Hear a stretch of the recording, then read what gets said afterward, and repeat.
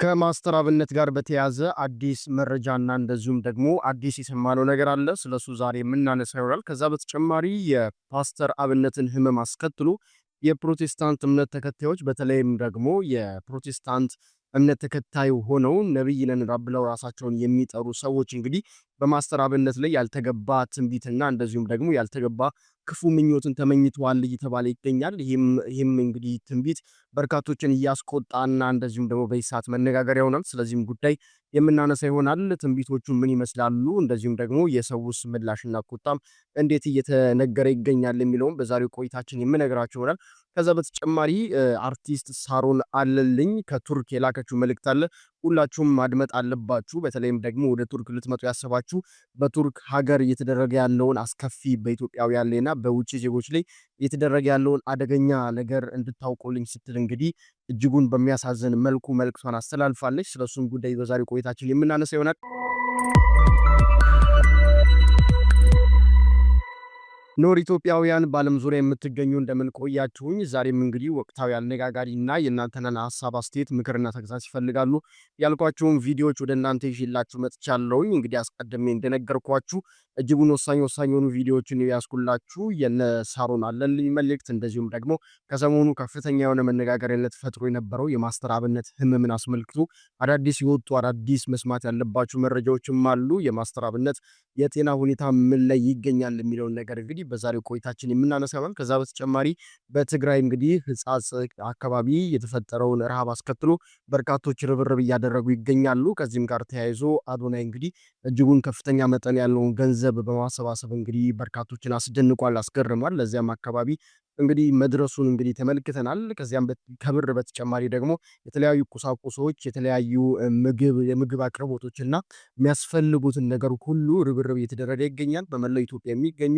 ኢትዮጵያውያን እንግዲህ ወደዛ አካባቢ እየተመሙ ይገኛሉ። ምንድነው የሚመስለው ነባራዊ ሁኔታ የሚለውንም በዛሬው ቆይታችን የምናነሳ ይሆናል። ብቻ እናንተ አብራችሁኝ ቆዩ። ለዚህ ቻናል አዲስ ከሆናችሁ ቻናሌን ሰብስክራይብ ማድረግ እንዳይዘነጋ፣ እንደዚሁም ደግሞ ይህ ቪዲዮ በርካቶች ጋር እንዲዳረስ ላይክ እና ሼር ማድረጋችሁን እንደዚሁ እንዳትዘነጉ። ኮሜንት ላይ ያላችሁን ሐሳብ አስተያየት፣ ምክርና ተግሳጽ በቪዲዮዎቹ ዙሪያ እንድታስቀምጡልኝ እንደዚሁ ጋብዛችኋለሁ። ቀጥታ ወደ ቪዲዮዎቻችን እንገባለን። በቀዳሚነት የምናነሳው የማስተር አብነትን ጉዳይ ነው። ማስተር አብነት እንግዲህ የጤና ሁኔታ ምን ይመስላል የሚለውን ከዶክተሮች እስኪ አንደበትና በሁኔታው ስለነበረው በሆስፒታሉ ስለነበረው ኩነት እስኪ ቪዲዮ እንመልከት። ስለ ማስተር አብነት አዲስ መረጃ ተሰምቷል።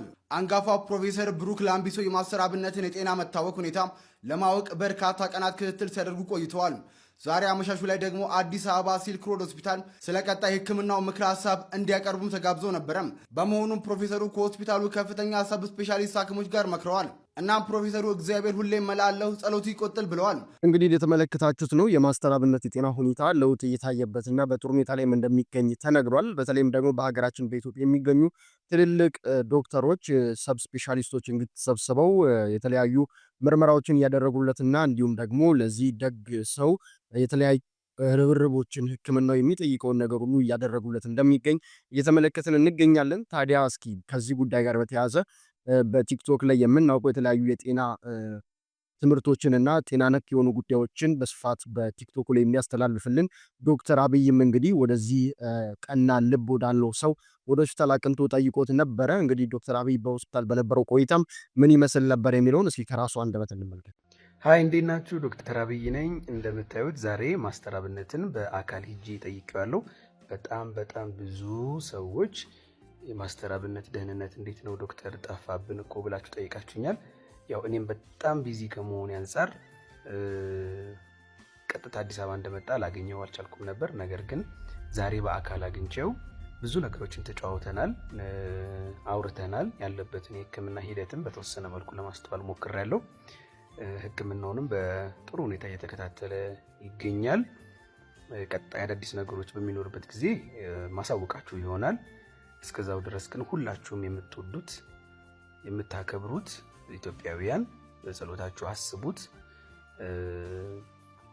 ወደ ቀደመ ስራው ወደሚወደው ወደሚያከብረው ልቡን ሐሴት ወደሚሞላው ስራው ደግሞ በጊዜ እንዲመለስ ሁላችንም ማድረግ የምንችለው በጸሎት ማገዝ ስለሆነ ጸሎታችንን ሙስሊም ናችሁ በሃይማኖታችሁ፣ ክርስቲያን ናችሁ በሃይማኖታችሁ እንድትጸልዩለት ስል በጣም በትህትና ጠይቃችኋለሁ። ይህ የማስተር አብነትን መታመምና እንደዚሁም ደግሞ እጅጉን አስደንጋጭና ማንም ያልጠበቀው ክስተት መፈጠሩን ተከትሎ የፕሮቴስታንት ነቢያት ነን ብለው ራሳቸውን የሚጠሩ ሰዎች እንግዲህ በሶሻል ሚዲያው ላይ እጅጉን የሚያሳዝንና በርካቶች ሲቃወሙት የነበረውን ድርጊት ሲፈጽሙ እንደነበረ እየተመለከትን እንገኛለን። ይህንንም ተከትሎ እንግዲህ በርካቶች ተቃውሟቸውንና እጅጉን ትክክለኛ ነገር እየሰሩ እንዳልሆነ ሲናገሩም እየተመለከትን እንገኛለን። አሁን የማሳያችሁ ቪዲዮ በተከታታይነት ከዚህ ጉዳይ ጋር የሚያቀጥታ ግንኙነት ያለው ወይም ደግሞ እዚህ ጉዳይ ላይ የሚያተኩር ነው። ነቢያቶቹ ምን አሉ? ነብይ ነን ብለው ራሳቸውን የሚጠሩ ሰዎች ስለ ማስተር አብነት ምን አይነት ትንቢት ተነበዩ?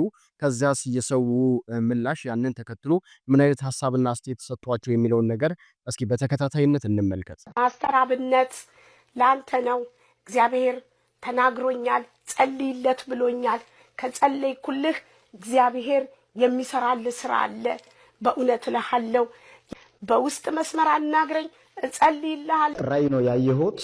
ለማስተር አብነት በጨለማ ተከቦ አየሁ። እዛ ጨለማ ውስጥ ጥቁር ልብስ የለበሱ እንደ ሽጉጥ የሚመስል ነገር በሱ ላይ ደቅኖ አየው። ለማስተር አብነት አይዞህ አንድ መልእክት በሰው ላይ አባባ የተደገማ ድግምት ይመታ። አፍርሼዋለሁ።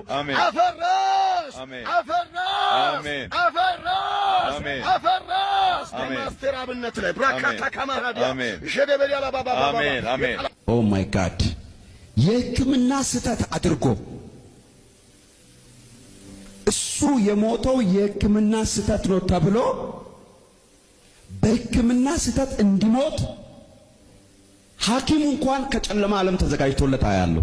ይህ ቪዲዮ እንግዲህ እንደተመለከታችሁት ነው። እነዚህ የምታዩቸው ሰዎች ማስተር አብነት በአንድ ሚዲያ ላይ ድንገት ጋዜጠኛው የጠየቀውን ጥያቄ ተከትሎ መታመሙን ካሳወቀ በኋላ ብዙ ሰው ስለሚወደው በበጎ አድራጎቱ ለብዙ ኢትዮጵያውያኖች እንደ መፍትሄ የሆነ ደግሞ ተቀባይነቱ እጅግ ከፍተኛ የሆነ ወጣት ከመሆኑ ጋር ተያይዞ መታመሙ መነጋገሪያ ነበር ሚዲያ ላይ። እነዚህ ራሳቸውን ነብይ፣ አፖስትል፣ ቢሾፕ እያሉ የሚጠሩ በተከታታይ የተመለከታችኋቸው ግለሰቦች የማስተር አብነትን መታመም ተከትለው እንግዲህ መልእክት እንደመጣላቸው እግዚአብሔር ለነሱ ድምጽ እንደነገራቸው ሲያወሩ ትሰማላችሁ። በጣም ነው ሁሉ የሚገርሙ እነዚህ ሰዎች። ሰውየው ኢንፎርሜሽን በማይናገርበት ሰውየው እንዲሆንኩ በማይልበት መቼውንም እግዚአብሔር ተናገረን ብለው ብቅ ሲሉ ሰምታችኋቸው አታውቅም። አብዛኞቹ ሰው ታመመ ሲባል ለምሳሌ መንግስት ባለፈው ከባህር ጋር በተያያዘ እቅዱን እንዲህ በመከላከያ ሚኒስቴርም በአንዳንድ ባለስልጣኖች በኩል ሲያሳውቅ በቃ ከግራም ከቀኝ ብቅ አሉ። ነብይ ነን የሚሉ ሰዎች ኢትዮጵያ ባህር ሲኖራት አየን ምናምን ይላሉ። ማስተር አብነት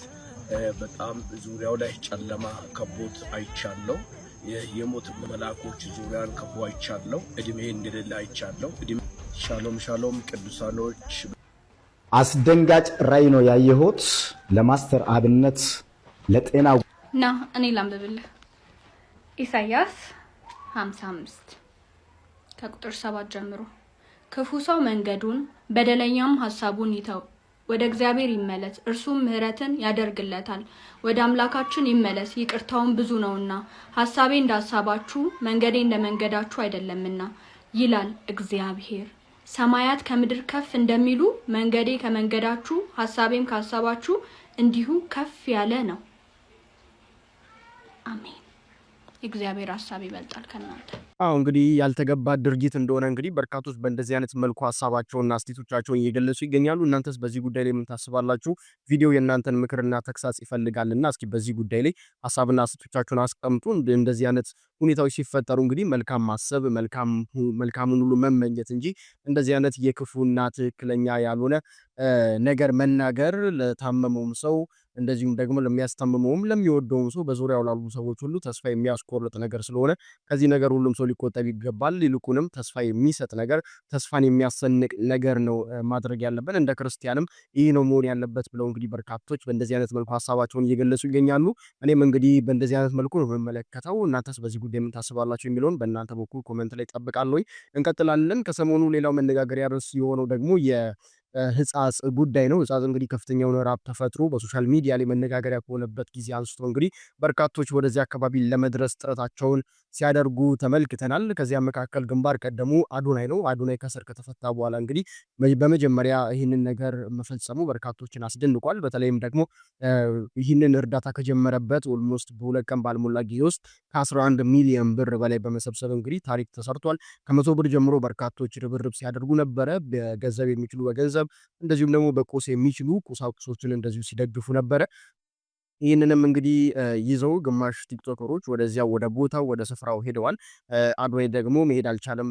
የአውሮፕላን ሰዓት በማምለጡ ፍላይቲንግ በማምለጡ ምክንያት ማለት ነው። ታዲያ አዶናይ ከዚህ ጉዳይ ጋር በተያያዘ 11 ሚሊዮን ብር ስለመሰብሰብ ጉዳይ እንደዚህ ነበር የተናገረው። ጋይስ ትልቅ ዜና ይዤ መጥቻለሁ። እንግዲህ በአንድ ቀን ውስጥ ብቻ ማለት ነው 11 ሚሊዮን ብር አሰባስበናል።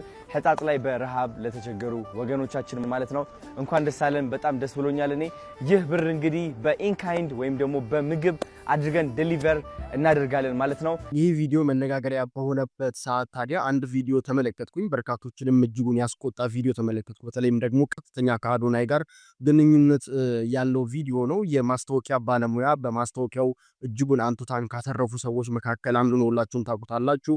ይህም እንግዲህ ሳምሶን ይባላል። እስኪ እሱ የተናገረውን እንሰማለን። ከዚያም እሱን ተከትሎ የእሱን ንግግር ተንተርሶ አሁን ካለው ነባራዊ ሁኔታ አንጻር አዶናይ እየሰራ ያለው ቲክቶከሮች እየሰሩት ካሉት ነገር አንጻር ሊበረታቱ እንደሚገባ የሚያሳይ እንደዚሁ አስተያየት ተሰጥቶበታል። ንግግሩ ግን ፈጽሞ ትክክል አይደለም ሲሉ እንግዲህ በርካቶች እየተቹት ይገኛሉ። እስኪ ንግግሩ ምን ይመስላል፣ ከዚያም ደግሞ ያንን ተከትሎ የተሰጠው አስተያየትስ ምን ይመስላል የሚለውን እስኪ በተከታታይነት የማደርሳችሁ ይሆናል።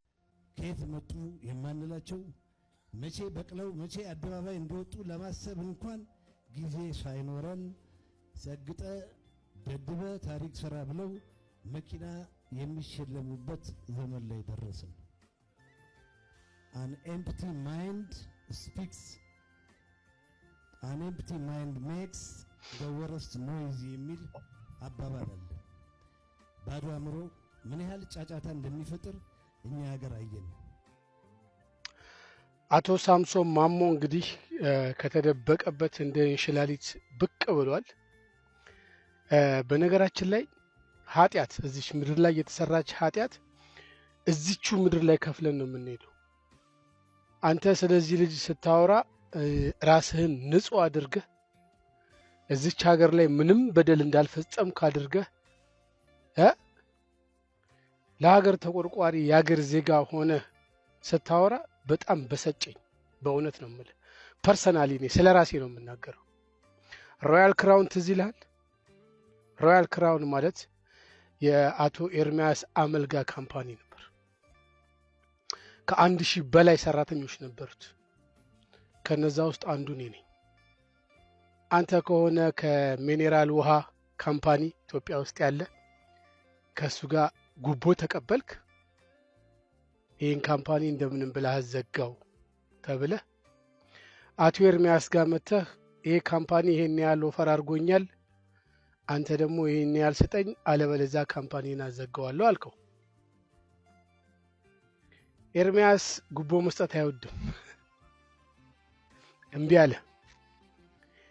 የሽንት ቤት ውሃ ብለህ ጋዜጣ ላይ አሳተመህ ከ1000 በላይ ሰራተኛ ብተንክ።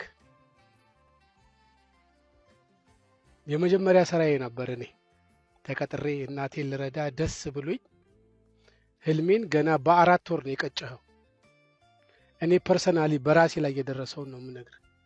ካላመናችሁኝ የማይሰበረው የአቶ ኤርሚያስ አመልጋ መጽሐፍ ላይ በስም ተጠቅሶ ተጽፏል። ሂዱና ይሁት። ኤርሚያስም ብዙ ጊዜ ኢንተርቪው ሰጥቶበታል። አንተ ዜጋ ሆነ አንተ ኃላፊነት የሚሰማው ሰው ሆነ ገና በ2 ወር ውስጥ የስንቱን የደሃ እንባ ያበሰን አንድ ፍሬ ልጅ ከየት እንደተዘራ ከየት እንደበቀለ ትላለህ። ሰው ነው እግዚአብሔር የፈጠረው ሰው፣ ለዛውም ቅን ልብ ያለው ሰው ልጅ ገና የ25 የ26 ዓመት ልጅ የስንቱን ደሃ እንባ ያፈሰሳችሁ ስንቱን ሴት ያስለቀሳችሁ ግፈኞች እናንተም ከእንደገና ሰው ሆናችሁ ከየተደበቃችሁበት ብቅ ትላላችሁ። የወጋ ቢረሳ የተወጋ ረሳ ነው። አንድ ሮያል ክራውን የማዕድን ውሃ ነው፣ ጋዝ ያለው አንደኛ አዲስ አበባ ውስጥ ኮምፒት የሚያደርገው ጠፍቶ ያዘጋው አቶ ሳምሶን ነው። ከ1000 በላይ ሰራተኛ ሜዳ የበተነ አፋሌን ብለህ ታወራለህ። የሚከሳችሁ እኮ አታችሁ ነው እንጂ እናንተ እኮ ወህኔ ቤት መቀመጥ የነበረባችሁ ሰዎች ናችሁ። የተረሳ እየመሰላችሁ ብቅ ትላላችሁ አይደል? ከየስርቻው እናቴን ለመጦር የጓጓሁትን የልጅነት ህልሜን በ4 ወር ቅጭት ያደረከው ክፉ ሰው ነህ አንተ። ተደበቅ። ውድ ቤተሰቦች አርቲስት ሳሮን በቱርክ ምንድነው የገጠማት? በርካቶችስ ወደዚያ ወደ ቱርክ ሲመጡ እጅጉን መጠንቀቅ አለባቸው ስትል እንግዲህ በጣም በጥብቅ የተናገረችው ነገር ምንድነው የሚለው እንግዲህ አሁን ላይ በርካቶችን እያነጋገረ ይገኛል። ምክንያቱም ቱርክ እንግዲህ በርካታ ኢትዮጵያውያን ለስራም ሆነ ለበርካታ ለትምህርት እንደዚሁም ደግሞ ለልዩ ልዩ ሁኔታዎች ወደ ቱርክ ይጓዛሉ። አሁንም እየተጓዙ የሚገኙ ኢትዮጵያውያን አሉ። ታዲያ ወደዛ የሚጓዝ ሰው ለምንድነው ሳሮን በዚህ ልክ ጥንቃቄ እንዲያደርጉ የፈለገችው የሚለውን ነገር እንመለከታለን። መረጃው እጅጉን ጥብቅ ነው። በቱርክ እየተካሄደ ያለው ነገር በርካቶችን ያስደነገጠ ነው። ሳሮን ከተናገረችው ነገር አንፃር ሲመስለኝም እኔ ሳሮን ከደረሰባትና እንዲሁም ደግሞ ኤክስፒሪየንስ ካደረገችው ነገር አንፃር ይመስለኛል ይህን ነገር የተናገረችው። ሳሮን እንግዲህ ከቅርብ ጊዜ ወዲህ የምትለቃቸው ቪዲዮዎች አይታችሁ ከሆነ ወይ አፏ ይሸፍናል፣ በማክስ ሊሆን ይችላል፣ በሌላ ነገር በሻርብም ሊሆን ይችላል፣ አፏን ትሸፍኗለች። ካልሆነም ደግሞ አታወራም። በቃ አፏን ከፍታ ጥርሷን አታሳይም፣ አፏን አታሳይም። እና ይህ የሆነበት ምክንያት ምንድነው? ጥርሷ ምን ሆኖ ነው የሚሉ ጥያቄዎች እንግዲህ የበርካቶች ጥያቄ እንዲሆንም አስችሏል። አሁንም ቪዲዮን ያስተላለፈችው አፏን በማክስ ሸፍና ነው። እንግዲህ በቱርክ ስላለው እንደነዚህ አይነት አስከፊ ከንግግሮቿ ማድመጥ እንደቻለ ነው እንግዲህ አስከፊ ነገር ከተናገረች እሷ ላይ ጥቃት ደርሶ ይሆን ወይ የሚል ጥያቄ እንድናነሳ ያደርገናል። እስኪ ቪዲዮን እንመልከተውና ከዛም በሐሳብና በአስተያየት ደግሞ ዳግም እንመለስ። ከባህር የሚቀሩ ልጆች አሉ የሞቱ ልክ እንደ አውሬ ማለት ነው። እንደ አውሬ ተጣልጥለው እንደ አውሬ ምንም ሰው ሳይደርስላቸው ወገን ሳይደርስላቸው የሞቱ አሉ። ሰው እባካችሁ ወደዚህ ስትመጡ ይሄን አስቡበት። መጀመሪያ ከዚህ ኢትዮጵያ ወደዚህ ስትመጡ ስትሉ ሰው ይኑራችሁ። ሰው ከሌላችሁ ደግሞ ስትመጡ የእስር ቤት አለው፣ የጠበቃ አለ፣ ከዛስ የምትበሉት አለ፣ የምትጠጡት አለ። ማንም አይደርስላችሁም እዚህ ሀገር ማንም። ለምን እኔ በጣም ያዘንኩት ማለት ነው። በጣም ያዘንኩት ሲደወላቸው ማለት ነው የኛዎቹ የኢትዮጵያ ኤምባሲ ሲደወላቸው እኛ ችግር ውስጥ ነው የምትከቱን፣ እኛ ምንም ማድረግ አንችልም ብለው መልስ ሰጥተዋቸዋል። ተባረኩ። በእውነት ይሄ ነው እንደ ኢትዮጵያዊነት ማለት። በጣም እኮ ብዙ ሰው አለ፣ በጣም ብዙ ሰው አለ። በጣም በባህር ላይ የቀረ ሰው አለ። በጣም ብዙ ሰው የሞተ አለ። በጣም ብዙ ሰው ከገንዘብ ሳይሆን ምን ልበላችሁ ከገንዘቡ ሳይሆን ከቤተሰቡ ሳይሆን ከህይወት ሳይሆን የቀረ አለ። ቱርክ መምጣት ስትፈልጉ ምንድነው የሚጠቅመው? ምንድነው ጥቅሙ? ምንድነው ጉዳቱ ብላችሁ መጀመሪያ ሰው ጠይቁ። እኔ ተናግሬ አላቅም። አሁን ነው የምናገረው። ለኔ ምን እንደሚደርስም አላቅም። ፈጣሪ ጠብቀኝ። ግን ከኢትዮጵያ ወደዚህ የሚያመጣችሁ ዶላሮች ማለት ነው ሰው በሰው ታገኛላችሁ። ያለፈላችሁ የተሻገሩ አሉ እኮ እድለኞች አሉ እኮ እድለኞች በአንድ የሚያልፋሉ፣ በአንድ ታስረው የሚያልፋሉ፣ በሁለት ታስረው የሚያልፋሉ፣ 3 የሚታሰራሉ። 25 ጊዜ ታሰረች ልጅ አለች። 25 ጊዜ ታስራለች። አመት ነው የምትታሰረው እቺ ልጅ። ኢማጂን ትሞክራለች፣ ትያዛለች፣ ትታሰራለች። ከዛስ ባህር ላይ ቀሩ እህት ወንድሞች አሉን። እዚህ ደግሞ መተው ከቤተሰብ ብር ተበድረው ማለት ነው እያሉ ለሞቻች ትርኪ። ስለዚህ እህት ወንድሞቻችሁ ስትልኩ ጉዳቱን እወቁ። በፈጠራችሁ እንደው ሙስሊሞች በአላህ የኛ ክርስቲያኖች ደግሞ በእግዚአብሔር በድንግል ማርያም በመታምኑት ይሁንባችሁ።